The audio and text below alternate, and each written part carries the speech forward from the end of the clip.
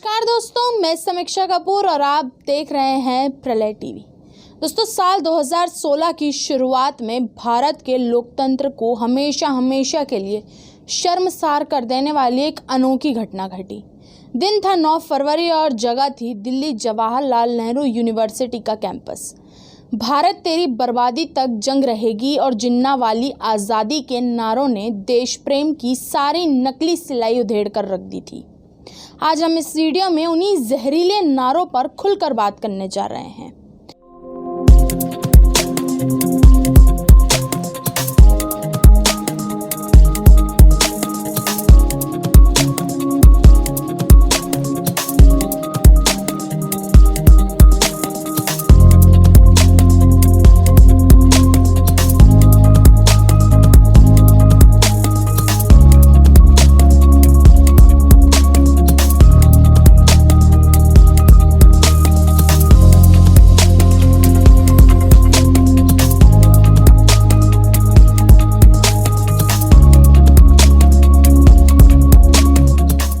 दोस्तों, यूं तो भारत की आज़ादी के समय से ही यहाँ रहकर इसे गाली देना कुछ विशेष किस्म के लोगों का पसंदीदा काम है और यदा कदा वे अपने काम में बानगी रहते हैं, पूरी दुनिया को दिखाते भी हैं। लेकिन 9 फरवरी 2016 को दिल्ली के जेएनयू में जो हुआ उसका पूरा भारतवर्ष अभिचित रह गया।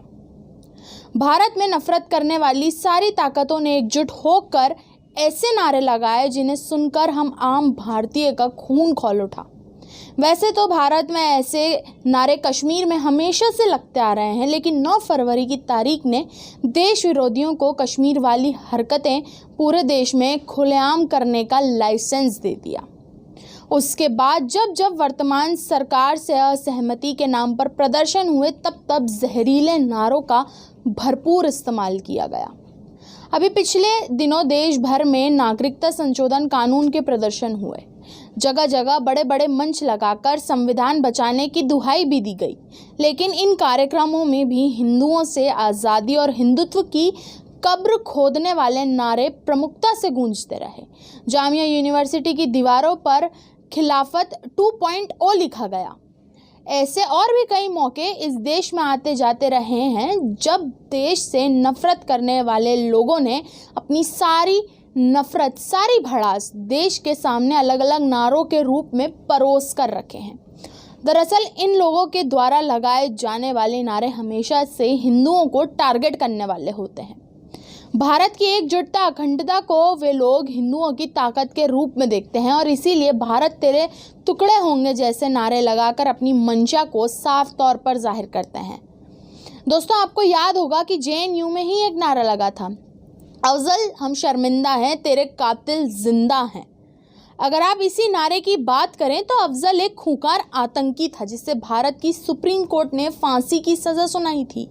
यानी ये लोग बात संविधान बचाने की करते हैं और उसी संविधान ने जिस आतंकी को मौत की सज़ा दी है उसकी मौत पर अफसोस करते हैं। यह इन लोगों का दोगलापन एक छोटा सा नमूना है। अगर आप सारे नारों का विश्लेषण करेंगे तो आपको और भी कई ऐसी बातें मालूम होंगी जिनसे इनकी असली नीयत साफ साफ उजागर होती है। दोस्तों, हमारे देश के संविधान ने प्रत्येक नागरिक को अभिव्यक्ति की आज़ादी तो दी है, लेकिन उसी आज़ादी का मनमाना फ़ायदा उठाकर कुछ लोग सिर्फ हिंदुओं को टारगेट करने की कोशिश कर रहे हैं। इन्हें दिक्कत भाजपा या संघ से नहीं, इन्हें दिक्कत है सिर्फ और सिर्फ हिंदुओं से। जो भी देश में इन्हें हिंदुओं का साथ खड़ा दिखाई देगा उसका ये लोग एकजुट होकर पुरजोर विरोध करते हैं और इतिहास गवाह है कि विरोध करने के तरीकों में यही जहरीले नारे इनका सबसे बड़ा हथियार बनकर उभरे हैं। वर्तमान की हालत देखते हुए देश में इन नारेबाजों की पहचान करके इनका सार्वजनिक बहिष्कार किए जाने की बहुत आवश्यकता है। धन्यवाद दोस्तों, देखते रहिए प्रलय टीवी।